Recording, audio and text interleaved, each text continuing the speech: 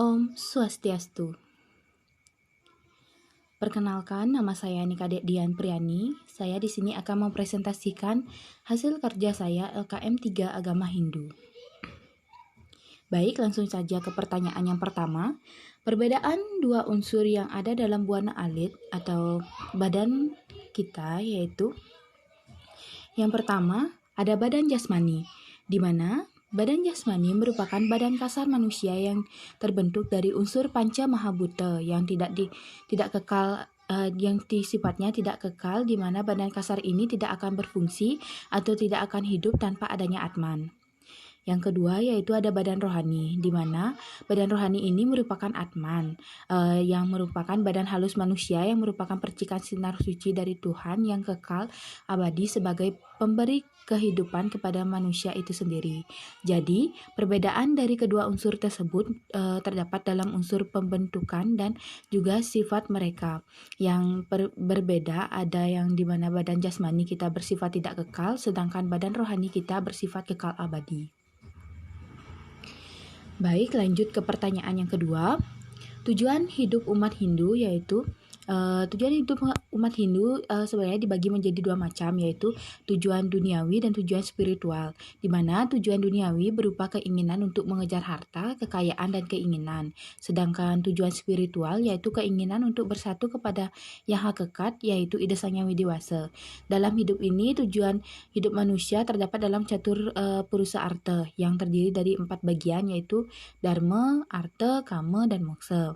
Di mana dharma merupakan ajaran kebenaran sebagai pandangan hidup, tuntunan hidup manusia, arta yaitu kekayaan yang berupa materi, kama merupakan keinginan, dan moksa yaitu bersatunya sang diri atau jiwatman dengan yang lebih tinggi atau paratma-atman.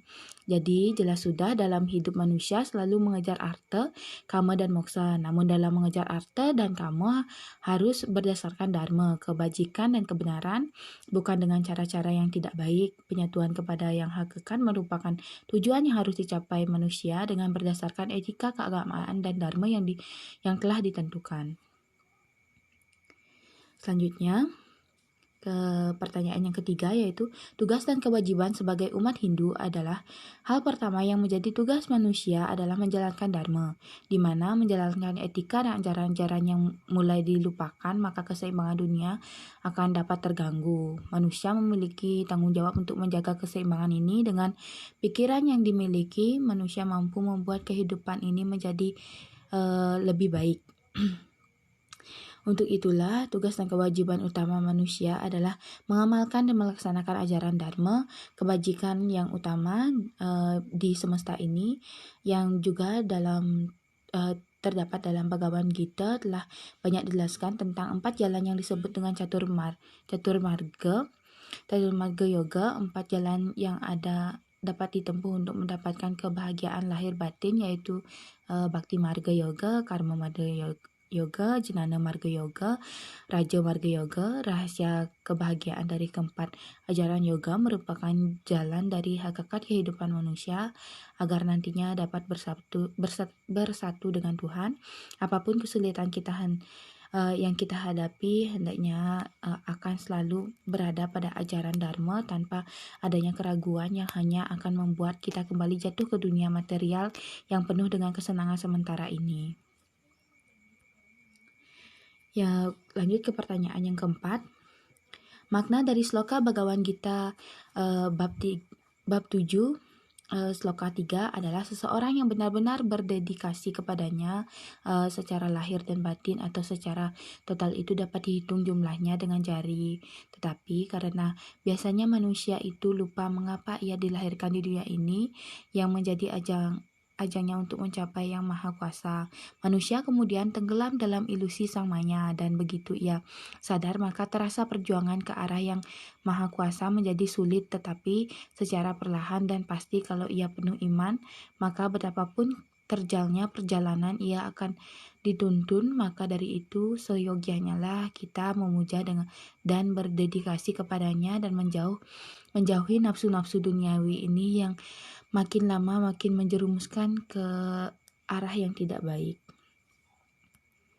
Baik, lanjut ke pertanyaan nomor 5, yaitu hubungan konsep arta dengan moksa adalah moksa atau kebebasan dari ikatan keduniawian, di mana di sini berarti dengan kekayaan dan nafsu yang sudah cukup terpenuhi, maka tidak ada yang paling menenangkan di mana bisa melepaskan segala ikatan keduniawian ini untuk menjalani kehidupan yang lebih damai. Maka dari itu tidak akan bisa mencapai sebuah kebebasan jika arta belum terpenuhi. Jadi untuk mencapai moksa, arta sangat diperlukan. Lanjut ke pertanyaan nomor 6.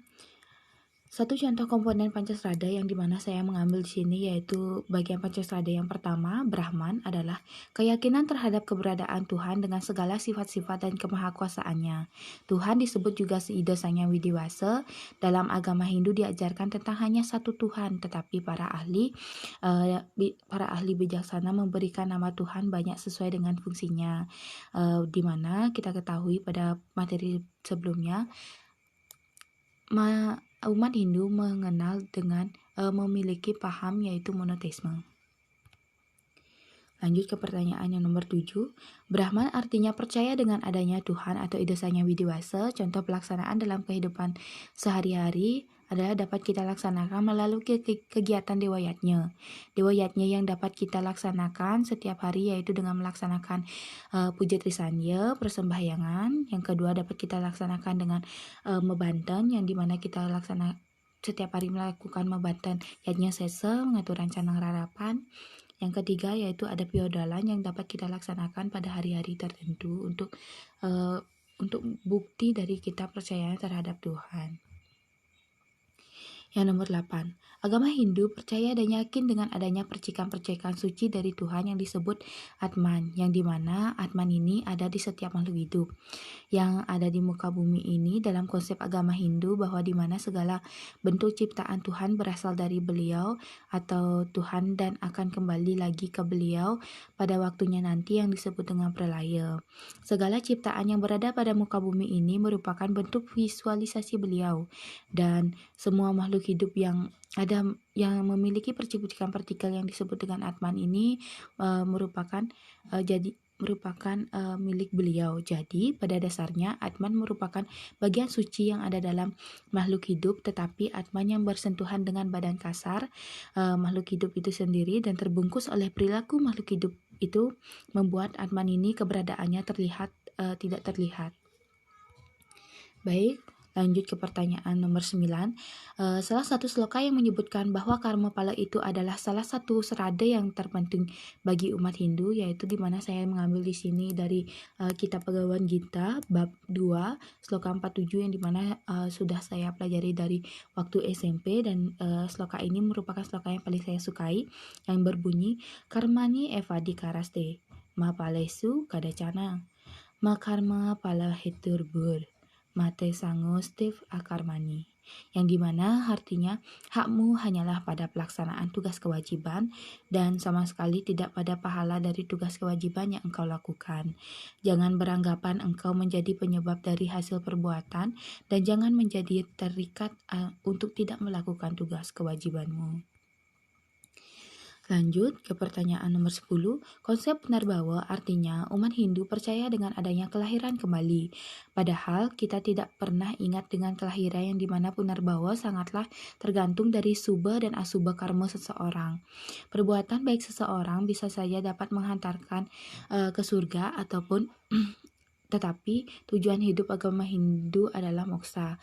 Orang yang belum mencapai moksa pasti akan kembali terlahir ke dunia yang disebut dengan Punarbawa, yang lahir sesuai dengan karmanya masing-masing. Apabila seseorang telah mengamalkan ajaran Dharma dengan baik, perilaku yang baik, berkata yang baik, maka seseorang akan dapat mencapai moksa dan tidak akan terlahir kembali.